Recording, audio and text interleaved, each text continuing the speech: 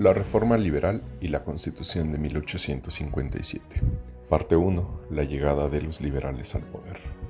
La segunda mitad del siglo XIX mexicano comenzó con el levantamiento armado en contra de Santa Anna, conocido como Revolución de Ayutla, misma que llevó al general veracruzano a renunciar al poder el 8 de agosto de 1855.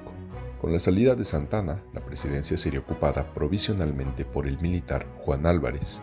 Sin embargo, este llegó asesorado por tres ilustres civiles de la época: Melchor Ocampo, Guillermo Prieto y Benito Juárez. Después de pacificar al país, Álvarez abandonó el cargo y fue sustituido por Ignacio Comonfort. En octubre de ese mismo año iniciaría la redacción de una nueva constitución, misma que estaría inspirada en las ideas de la Ilustración e incorporaría por fin en México elementos como la igualdad, el fin de los privilegios de ciertos sectores y la separación del poder eclesiástico y el Estado. Además, expedirían otras leyes que iniciarían la reforma liberal. Hay que establecer que una reforma, como su nombre lo indica, es volver a dar forma a las estructuras políticas y sociales de un país. La primera es la Ley Juárez, la cual suprimía los privilegios que tenían los militares y los religiosos, entre ellos el ser juzgados solo por jurados compuestos de sus iguales, es decir, si un militar o un religioso cometían un crimen, solo podían ser juzgados por los militares o por los eclesiásticos, y no por las leyes del Estado. La siguiente es la Ley Lerdo, la que pone en manos del Estado los bienes que no estuvieran siendo utilizados. Por ejemplo, la iglesia y los indios tenían muchas propiedades que no laboraban, porque no está en el pensamiento de ellos lucrar con la tierra.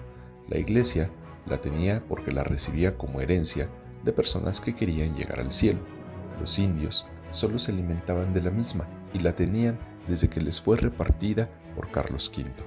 Lerdo consideraba que había mucha riqueza desperdiciada en esas tierras. La Ley Iglesias, hecha por José María Iglesias, retira el cobro que se tenía que dar a la iglesia por conceptos de bautizos, de registros, de matrimonios, etc. De hecho, también es el inicio para la creación del registro civil, donde ya el Estado tendrá el control y el cobro de dichas cuotas por dichas actividades, como los registros, matrimonios, actas de defunción, etc.